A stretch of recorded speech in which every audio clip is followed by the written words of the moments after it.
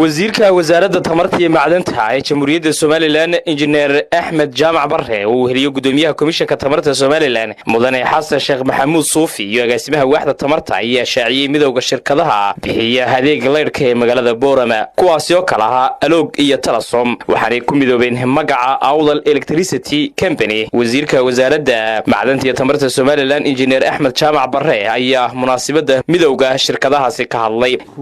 isku biirka shirkaduhu fudaydin doonaa oo taabanaya tayadu taaban doonaa marka waxa kale oo taaban doonaa badqabku taaban doonaa waxa kale oo taaban doonaa qiimahana oo taaban doonaa marka isku biirku faa'iidadaas uu shacabkan u leeyahay dawladana wuxuu faa'iido u leeyahay in si fudud ay u regulate garayso oo ay u maamusho oo ay ula socoto ayuu u fudaydin doonaa shacabkana intaas uu marka faa'iido u leeyahay marka dhan walba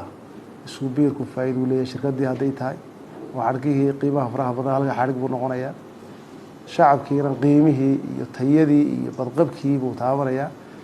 dawladuna maalgashi fara badan ayay soo jiidi doontaa oo shirkaduna ay ka faa'iideysan doonaan hadii la yiraahdo aad bay ugu mahadsan yihiin labada shirkadood sida Aloog iyo markaasi iyo Telco marka runtiina waa mahad celinayna sida fiican ay wasaaradda la shaqeeyeen sida fiican ay iyagu isku xilqaameen sida fiican ay uga midhaliyeen isku tagoogii iyo isku tirsigii hantidoodaba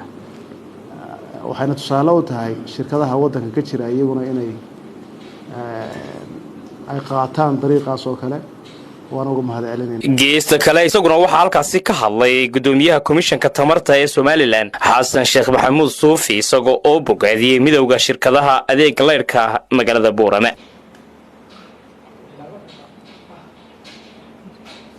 bismillaahi raxmaani raxiim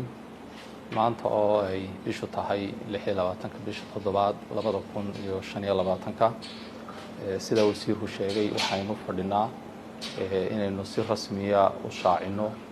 isku biirka labada shirkadood ee Tag iyo Aloog Boorama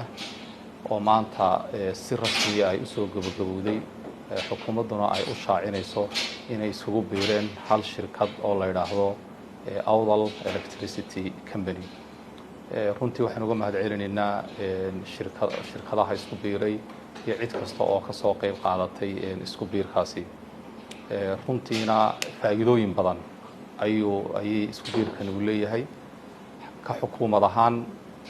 isku biirkan wuxuu faa'iido badan u leeyahay inay dawladdu si fudud u dejin karto istaraatiijiyadda sektorka siyaasadda iyo wax kasta oo lagu maamulayo sektorkaasi maadaama markasta oo la midaysan yahay ay fududahay in siyaasadda iyo istaraatiijiyadda la fuliyo. waxyaalaha kale ee ay aad ugu sii muhiim tahay in shirkadaha ay wax wada qabsadaan oo ay midoobaan hal shirkad noqdaan waxa ka mid ah regulationkii iyo xeerarkii waajibinayay in sektorkan lagu dhaqaa iyagana in si fiican loo koriyo oo magaranaysa loo raaco oo loo kontaroolo. geesta kalena waxa afka shirkadaha midoobay ku hadlay Cabdiwahaab Maxamed Xuseen waxaana hadaladiisii kamid ahaa maanta halkan ka iclaamino in ay midoobeen labadii shirkadood ee leydhka siin jiray magaalada Boorama oo kala ahaa Telesom Electric Company Tag iyo Aloog Electricity Company ayna ku midoobeen hal shirkad oo loogu magac daray Awdal Electricity Company. dabcan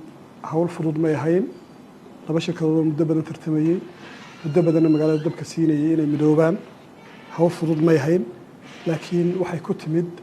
dadaal iyo wada hadal dheeraad ah oo waqti badan qaatay oo dhex maray labada shirkadood waxaana arrinta rumeeyay ka go'naanshihii ka go'nayd maamulka labada shirkadood iyo boorarkooduba inay midoobaan oo hal shirkad noqdaan. sidoo kale waxa qayb ka ahaa taageeradii iyo taladii ay la garab taagnaayeen wasaaradda iyo komishanka tamarta ee Soomaaliland labaduba